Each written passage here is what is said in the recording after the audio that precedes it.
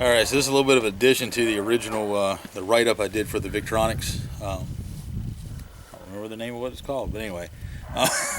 For the Victronics knife that we did for stuff. So, just so you know, I went through a point where I got it dull and resharpened it and all that.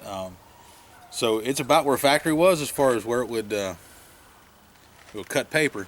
But I will say, since I sharpened it, we've done about 4 deer so far. So give you an idea of how long the blade lasts and stays that way. So anyway, we'll just run through, see if we can get this done fairly quick so we don't bore you guys.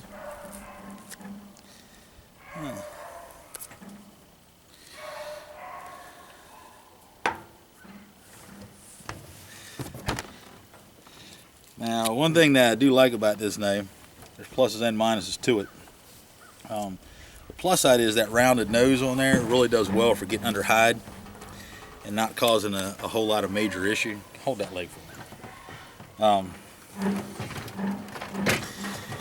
Much more than like the old buck knives and that kind of thing. I like my buck knife too, don't get me wrong, but that buck knife's got a lot sharper point on the end.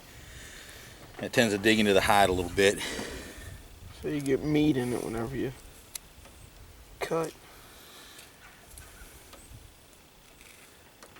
If I could see better, this would go better. Better? Yeah.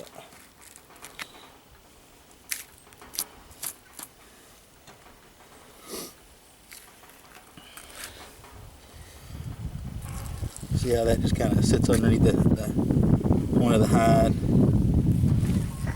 Doesn't cut the meat, usually. Got a little bit on that back leg. She's soft. Hey. I picked a nice one.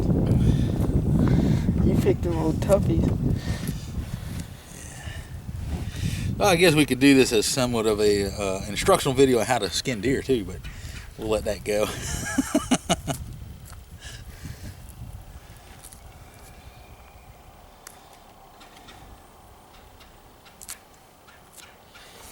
These are always the tough parts too, and a lot of times, again, with the traditional, more pointed end, up and around that kneecap, for those of you who skin deer out there, it's a much tougher part normally.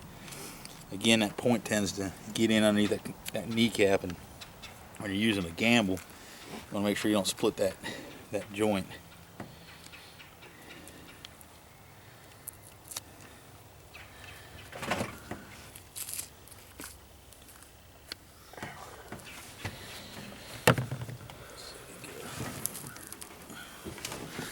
Well, come on. You can't stop. Alright. Hold that. Alright.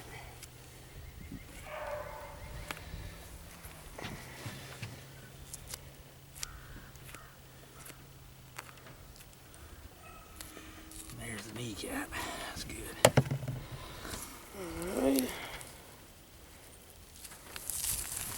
Alright, that one's good. On to the other leg.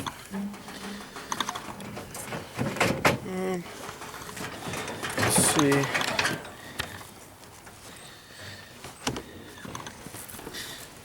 Here, I'll make it easy for you. So you can see again, that knife is still pretty sharp for already done 4 deer and plus 1 leg of another one.